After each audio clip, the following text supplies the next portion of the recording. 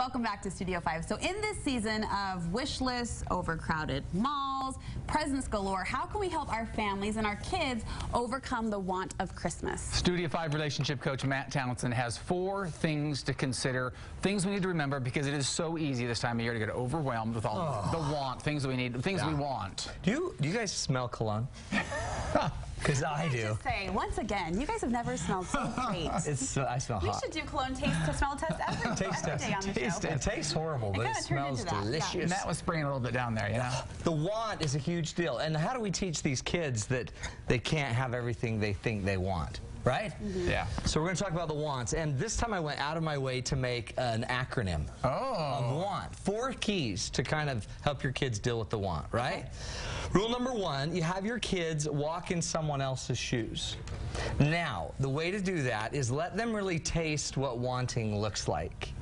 Have them go to a shelter, have them go to a homeless center, have them go to some...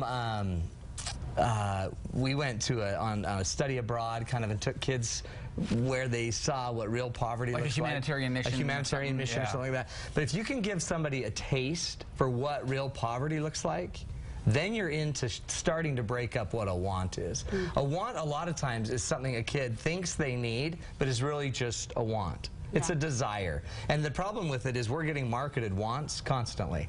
Marketing's constantly saying, you need more, you need more. Yeah, I really want that new game. But a want really isn't that. A want is, I mean, that is a want. A need is something that's very different. I don't think our kids get a pretty clear vision of what that is. You don't need a new game. Yeah. You want a new game. You want it. So if you take them and you show them what somebody that really looks like they're in poverty, or do a sub for Santa for a family that really desperately needs it, and all of a sudden I think your kids will start to get a taste of what a want really is. I kind of experienced this last year. So I've been working with Operation Smile, as you guys know, for the past couple of years, and my younger sister had obviously heard a lot about this over you know, the years that I'd been working on it. Last Christmas, we went through some of the pictures from Operation Smile, and there was a 10-year-old girl that we featured her story. And somehow reviewing that 10-year-old girl's story to a 10-year-old in an exact same life situation, it changed it for her. And she had this moment where she said, that girl's my age. That's right. And I said, yeah, and that girl wants a new smile while you want... I mean, it just put it into perspective, putting it on their level. See, and when they see that, that's why a Mother Teresa died with nothing, and a Gandhi died with nothing, and Jesus died with nothing. All of these iconic figures died with nothing, because they were out meeting needs, not fulfilling their wants. And so give your children and your family and people around you a chance to see what that's like. So that's one tool, okay? The second one is to act on a prompting. See, I believe you're constantly being prompted to be serving, to constantly be prompted to do something more, not just to serve yourself. I think that's your natural side of you, is to just constantly want to feed yourself. But I believe your heart, your soul, is constantly prompting you to act. So one of the things you might want to do is start having your children identify when they're being prompted to do something for others. And every day, maybe at dinner, sit everyone down and say, look, talk about prompting, talk about the idea that when your heart tells you you should serve somebody, let's serve somebody this month. And what we're going to do as a family is we're going to identify when we acted on the promptings. And then at dinner, at dinner, just ask everybody, give us an example today where you felt like you should serve somebody and you did. And then so you're talking about the prompting, not even a goal to go serve, because that's kind of a different thing than every day finding a chance to serve somebody.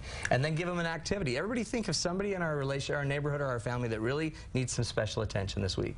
And everybody think of somebody, and I want you to write their name down, and let's figure out a way from that prompting to go serve. You know, when you talk about prompting, a goal to me is almost premeditated. We plan it out ahead of time. That's right. But the prompting is almost teaching these kids a skill so that they're constantly aware of it and acting on it. And tell me how that will serve them the rest of their life. Yeah. So if we can get them right now focusing that there are promptings, there are times when people you'll walk by need your help, or just a kid in your class needs an extra sucker or an extra candy cane, that's what we need to be focusing on. And again, I believe if we're not asking questions about it, then we don't pay attention to the prompting. So notice, most of the things about overcoming the want are the subtle things. The things like changing a need from a want to a need, or also getting into a prompting. So focus on promptings, okay? The next is to, what was it? It was really profound. Need less. We just flat out don't need what we have. And if we could need less, notice the word needless. Most of the things that we say we need are needless. We really don't need more. And so what are some things right now that you could just sacrifice and do without? If you like, worst case scenario, if you had to cut back 25% in your life, what would you cut back? And could you cut it back? There's something about being diligent or disciplined enough to not need it that really creates power in you. So this is about growing discipline. So what you might want to do for Christmas this year is ask your kids, what are some things that we flat out can just do without? Could we go a year without cable? What? Yeah. Could we go a year without iTunes? And things like that. What could we go a year without? And take a serious test. Could we literally not need that? And get rid of some of the needless stuff. So it's the action, not just the question, but get rid of it. And it's a true discipline. So what if you could grow up and really be disciplined enough to not want something? I mean, want it, have the stimulus of, oh, that looks good, and say, I don't need it. That would be such a freeing thing. Because I think so often we feel ourselves, we have to have cable, we have to have iTunes, we have to have all these things. And if you then at some point in your life learn, you don't have to. That's right. And get rid of your stories that, you know what, we need a bigger house so we can entertain. Or we need a boat so that our family can be together. Get real. You don't need, if you need a house to entertain, you got a problem. You've got buildings you can rent, you got a backyard, you got other ways to do it, but what we do is we take something that we really want and then we form it into a need. And then it's a need that burdens us and holds us down, right? Okay? So try to need less, and I guess literally commit yourself and your family to seriously cutting back. 20%, some big chunk. Literally, what if you could put 20% more in the bank this year? And relieve some of that stress, some of that pressure. Because if you don't, go ahead. No. If you don't feel it, if you don't feel that, then you're not learning anything from it. If it's just a minor thing, then it's nothing that you've actually internalized or I changed. like those examples you cited, the Mother Teresa, the Jesus Christ. I mean, people that did give their entire lives and ended up with nothing, but in the end, so rewarded. Everything. Yeah. And so let's go to Mother Teresa, because here's one of my favorite quotes that'll lead us into our last one, okay? Mother Teresa said this: when a poor person dies of hunger, it has not happened because God did not take care of him or her. It has happened because neither you nor I wanted to give that person what he or she needed. Ouch. Yeah. So, if people are suffering and struggling at this time of year and all year, it's not because God's not providing. It's because we're not providing. And we're not providing because we think we still need what we could give away. So that, I don't want to depress anybody, but the reality is we've got to learn to be more giving. So the last one is simply to learn to feed. To feed and literally take the steps to feed another person this year. Not a kind of a, don't just try to mention it.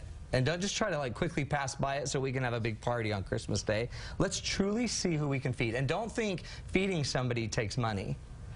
Feeding somebody could just be giving your time, it could be giving your attention, it could be giving your focus. It might simply just be giving your fireplace, where you bring them into your home and you have them there for Christmas Eve. We have a friend we bring in every Christmas whose family's out of town, and we bring him in and we have Christmas dinner with him. We've adopted him into the family, poor man, and but you know what? I know he loves it. And then he gets more presents than any of us, and my family loves serving him. So bring someone in.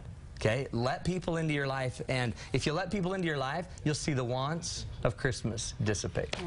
And it really is a skill that then you will learn, you'll be able to use your entire life. Give. Okay. Good reminders. All right. We want to remind people you have a gift you can give that involves relationships and kind of nurturing the love in your life. And you can, what it is, it's just go to 801-747-2121.